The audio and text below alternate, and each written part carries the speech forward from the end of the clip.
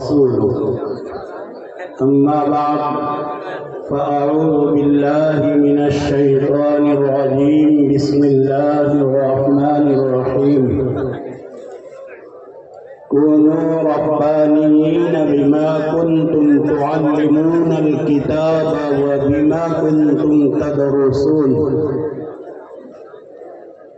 قال النبي صلى الله عليه وسلم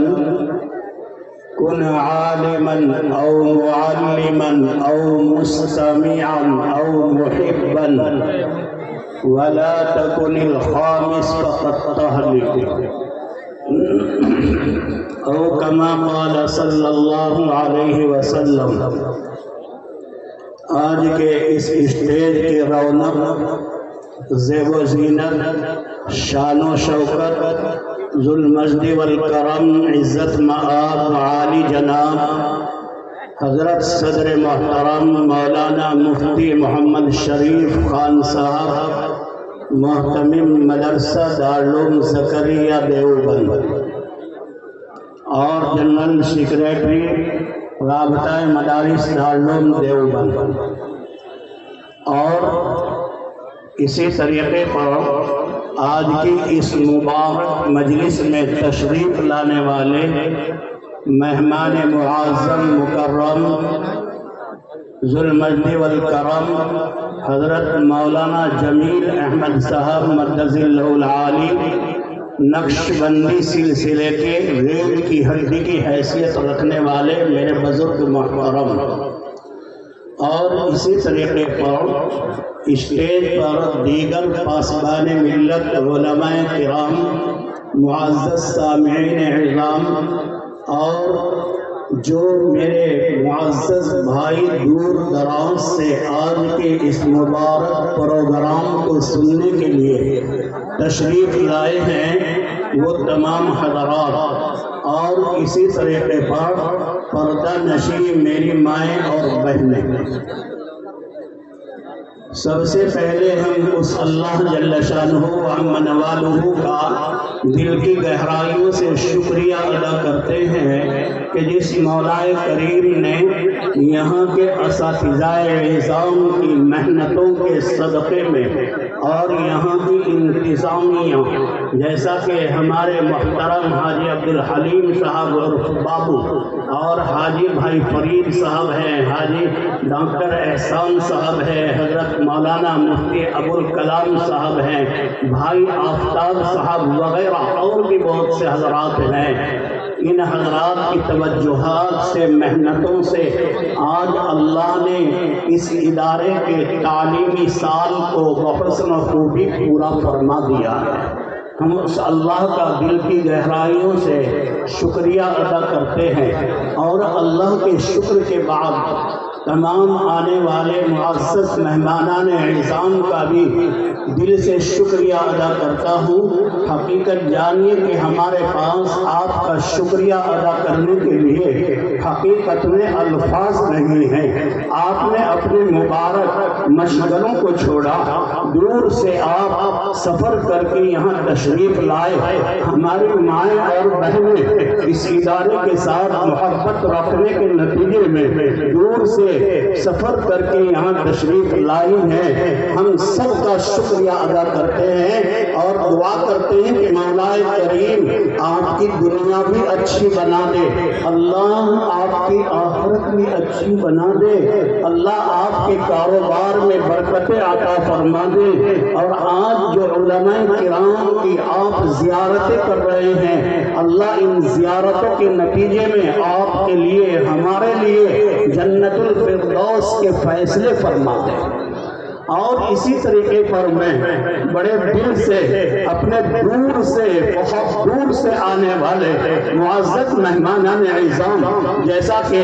بھائی ایوب ہے اور ان کے ساتھی جو شیموگا سے تشریف لائے ہیں، اور اسی طریقے پر بھائی عمر صاحب ہیں جو بہت دور سے پونا سے تشریف لائے ہیں، اور اسی طریقے پر مولانا عبد السلیم صاحب ہیں، وہ بھی دور سے کرناٹک سے تشریف لائے ہیں، ہے میرے بھائیوں، یہ آنا یہ دنیا کی تجارت کے لیے نہیں ہے، یہ آنا یہ دنیا کی اغراض کے لیے نہیں ہے۔ ہاں یہ آنا تو وہی ہے کہ جو حضرت ابو درداء رضی اللہ تعالیٰ عنہ کی خدمت میں ایک صحابی رسول صلی اللہ علیہ وسلم دمشق میں تشریف لے گئے اور جا کے یہ کہا کہ میں اللہ کے رسول صلی اللہ علیہ وسلم کے شہر مدینہ سے آیا ہوں۔ کیوں آئے ہو؟ اتنی دور سے کیوں آئے ہو؟ فرمایا بحدیث بلغنی انکا تحدث ہو عن رسول اللہ صلی اللہ علیہ وسلم، کہ مجھے معلوم ہوا ہے کہ آپ اللہ کے لاڈلے پیغمبر صلی اللہ علیہ وسلم کی زبان مبارک سے سنی ہوئی ایک حدیث نقل کرتے ہیں۔ اس حدیث کو سننے کے لیے میں اتنی دور کا سفر کر کے یہاں تک پہنچا۔ میرے بھائیوں، آپ بھی دور کا سفر طے کر کے آئے ہیں، آپ کو کیا ملے گا؟ ان صحابی کو کیا بتایا، ابو درداء نے کیا سنایا، وہ میں آپ کو سناتا ہوں۔ آپ سارے بھائیوں کے لیے، آپ ساری بہنوں کے لیے، ساری ماؤں کے لیے، سارے اپنے بزرگوں کے لیے، بچوں کے لیے اور بچیوں کے لیے، سب کے لیے میرے آقا نے ایک اعلان کیا، فرمایا من سلک طریقا یلتمس فیہ علما سلک اللہ لہ بہ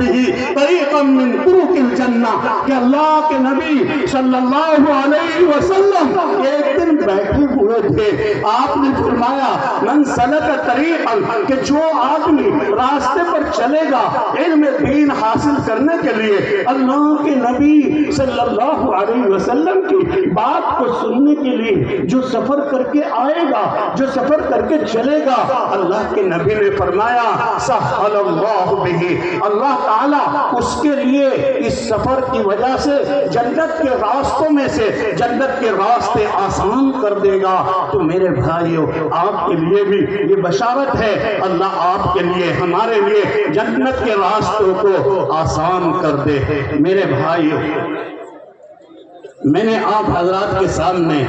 قرآن کریم کی آیت پڑھی ہے اور ایک رسول پاک صلی اللہ علیہ وسلم کی حدیث پڑھی، اس کے مطابق کچھ مختصراً بتاؤں گا، لیکن اس سے پہلے ایک اور ضروری بات ہے میرے دل میں، اس کو کہنا ضروری سمجھتا ہوں۔ کیا ہے وہ بات میرے بھائیوں؟ وہ بات یہ ہے کہ جس مجلس میں آقا نامدار صلی اللہ علیہ وسلم کی سیرت کا تذکرہ نہ کیا جائے، وہ مجلس، وہ جلسہ، وہ پروگرام کامل و مکمل نہیں ہوتا۔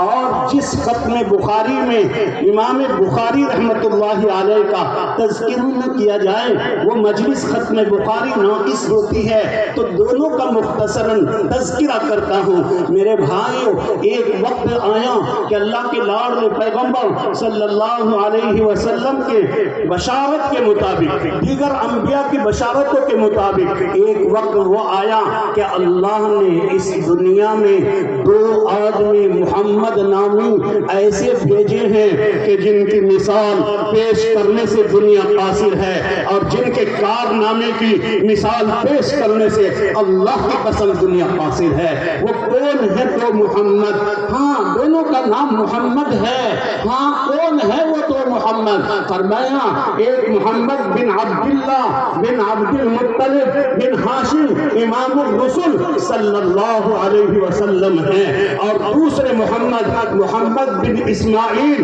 البخاری رحمت اللہ علیہ ہیں۔ محمد عربی مکی مدنی صلی اللہ علیہ وسلم نے وہ کام انجام دیا ہے جس کی دنیا مثال پیش نہیں کر سکتی ہے۔ میرے بھائیو، اللہ کے لاڈلے پیغمبر نے مجھے، آپ کو، سارے عالم کو، ساری دنیا کو قرآن کریم لا کر دیا جو ہدی للناس ہے، جس کے بارے میں لوگوں نے جب انا اعطینا کل کوثر یہ آیت سورت مبارکہ نازل ہوئی، 3 آیتیں ہیں، تو کفار کہنے لگے کہ یہ ثلاثی صورت ہے، یہ ثلاثی صورت یعنی 3 آیتوں والی صورت ہے، اس کو بدل دو اور ایک آیت اپنی طرف سے لگا دو اور ربائی بنا دو اور اس کو رد کر دو، میرے بھائیوں لوگوں میں اعلان ہوتا ہے، کفار کے فصحا، کفار کے بلغا سارے آ جاتے ہیں اور سنا کیا کرنا ہے کہ ان 3 آیتوں کے بعد میں ایک آیت لگا دو